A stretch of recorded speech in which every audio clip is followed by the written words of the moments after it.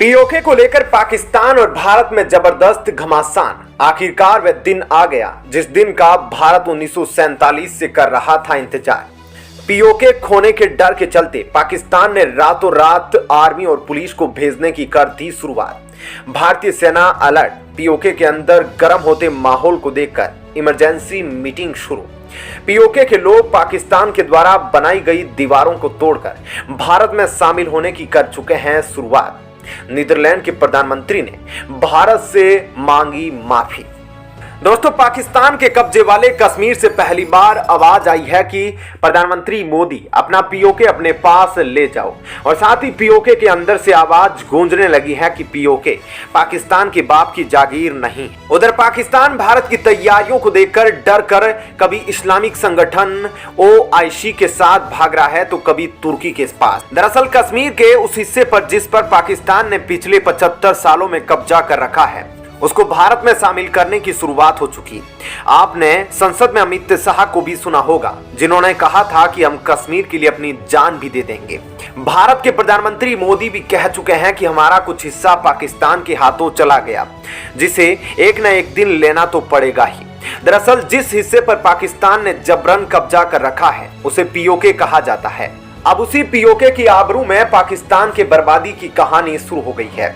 PoK के अंदर मौजूदा आलम कुछ ऐसा है कि वहां के लोग भारत से मदद की मांग कर रहे हैं। पाकिस्तान से तंग आकर पीओके को लेकर मोदी से गुहार लगा रहे हैं कि हमको भी हमारे वतन हिंदुस्तान में शामिल कर लो। वहीं गिलगिट बाल्टिस्तान कश्मीर का वो आधा हिस्सा जिसे भारत में दोबारा शामिल करने का वादा भारत की संसद, भारत की फौज, भारत के रक्षा मंत्री और प्रधानमंत्री मोदी तक कर चुके हैं, तो अब उसको आजाद करने का ऐलान खुद पीओके के अंदर से आया है। पीओके खाली कराने की कवायद शुरू हो चुकी है और बड़ी संख्या में पीओके के अंदर घरों को गिराया जा रहा है। उधर दूसरी तरफ पाकिस्तान के केंद्रीय बैंक ने शहबाज शरीफ सरकार पर जमकर फटकार लगाई है और कहा कि खाने के लिए पैसे नहीं और भारत से पंगा कर रहे हो। रही खही कसर रूस ने भी पूरी कर दी है और कहा जा रहा है कि S-400 की तीसरी खेप भारत के लिए रवाना होने जा रही है। साथ ही S-500 को लेकर बातचीत शुरू हो गई है। तो दोस्तों, आपको विस्तार से इन खबरों के बारे में बताते हैं। दरअसल पीओके के अंदर रह रहे लोगों का गुस्सा आखिर क्यों फूट पड़ा है, क्यों वो एक दिन भी पाकिस्तान की कैद में नहीं रहना चाहते। पीओके के अंदर जमकर घमासान शुरू हो चुका है। पीओके के लोग पाकिस्तानी आर्मी और पाकिस्तानी पुलिस का विरोध कर रहे हैं।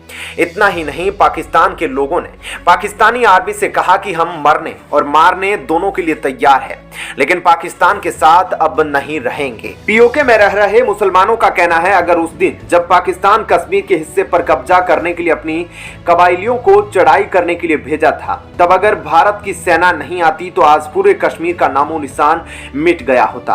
आज पूरी रियासत पर पाकिस्तान का कब्जा होता और आज पीओके का मुसलमान बिना किसी पहचान के पाकिस्तान का हिस्सा बन गया होता। इतना ही नहीं, पीओके के लोगों के द्वारा कहा गया कि पाकिस्तान अपना मुस्लिम भाईचारा अपने पास रखे, हमको इसकी जरूरत नहीं है क्योंकि हम केवल भारत में शामिल होना चाहते हैं। इतना ही नहीं, जब पीओके के लोगों के द्वारा यह कहा गया कि हम जम्मू कश्मीर के लोग हिंदू, मुस्लिम, सिख, ईसाई एक ही काम के हैं, तो पाकिस्तान को समझ आ गया कि उनके द्वारा जो चालें अभी तक पीओके में चली जा रही थी, अब वो काम नहीं आएगी।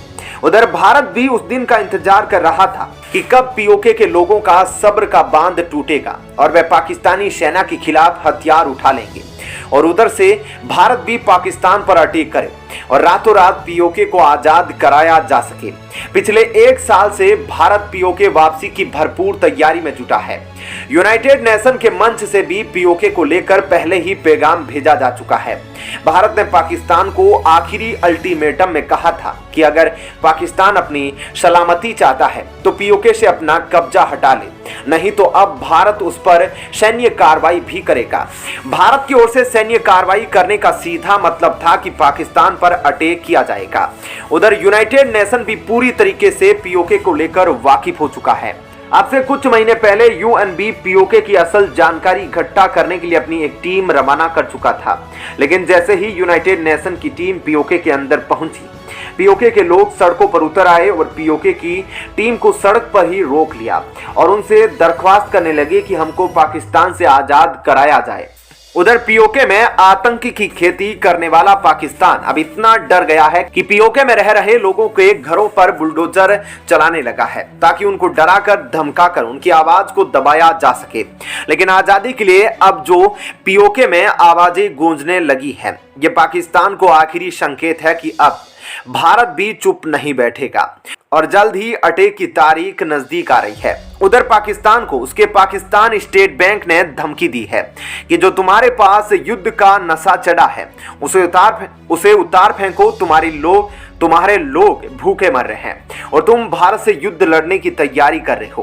पहले उन लोगों को खाने का इंतजाम करो जो भूखे मर रहे हैं, बाद में भारत से लड़ने के लिए हथियारों की खरीदारी करना। लेकिन फिलहाल भारत भी पहले खतरनाक हथियारों की तैनाती कर लेना चाहता है, फिर पीओके पर अटैक करने की शुरुआत करेगा। दरअसल पहले भारत अपनी सीमाओं को चारों ओर से दुश्मन की किसी भी हवाई हमले से महफूज रखने के लिए मिसाइल डिफेंस सिस्टम की तैनाती कर रहा है और रूस से पहले ही 2 मिसाइल डिफेंस सिस्टम भारत को पहुंच चुके हैं, तो तीसरा अगले साल यानी कि 1 महीने के बाद जनवरी में पहुंचने वाला है। भारत की ओर से पंजाब सेक्टर में पहले मिसाइल डिफेंस सिस्टम की तैनाती की जा चुकी है, जो किसी भी मिसाइल को 400 किलोमीटर दूर से ही हवा में मार गिराएगी। वहीं आपको बता दें कि रूस से तीसरा मिसाइल डिफेंस सिस्टम 2023 के मध्य तक तैनात कर दिया जाएगा। तो दोस्तों, यह तो थी इस वीडियो की पहली खबर। आइए अब आपको दूसरी खबर के बारे में बताते हैं। बहरहाल आइए बढ़ते हैं दूसरी खबर की ओर। यह खबर नीदरलैंड से आए बयान को लेकर है। जब रूस और यूक्रेन के बीच युद्ध की शुरुआत हुई थी तब दुनिया के कई देशों ने यूक्रेन का साथ दिया था। नीदरलैंड को भी यूक्रेन का सहयोगी देश माना जाता है। उधर जब से अमेरिका के खुफिया विभाग CIA की ओर से भारत को लेकर खुलासा किया गया, तभी से एक के बाद एक देशों की ओर से बयान आने शुरू हो चुके हैं। नीदरलैंड के राजदूत मार्टन वैन डेन बर्ग ने रूस और यूक्रेन संघर्ष पर भारत की स्थिति का सहयोग किया। ANI से अपनी बातचीत में डेनबर्ग ने कहा कि जो कुछ भी यूक्रेन के साथ हो रहा है वह बहुत ही भयानक है। रूस और यूक्रेन के बीच भारत की स्थिति भी पूरी दुनिया के सामने जग जाहिर है और हम भारत की स्थिति का समर्थन करते हैं। नीदरलैंड के राजदूत ने यह भी बताया कि उनके देश के प्रधानमंत्री भारत से माफी की मांग कर रहे हैं।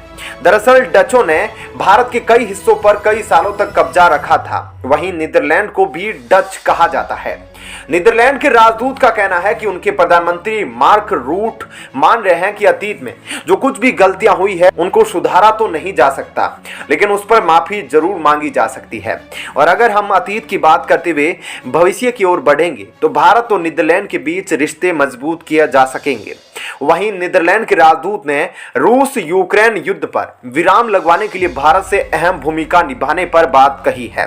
उनका कहना है कि भारत G20 देशों की अध्यक्षता कर रहा है, जिसमें दुनिया के 20 बड़ी महाशक्तियां शामिल है और इसके जरिए भारत कई बड़े काम कर सकता है। ऐसे में आपका इस खबर पर क्या कहना है, जरूर बताएं। धन्यवाद।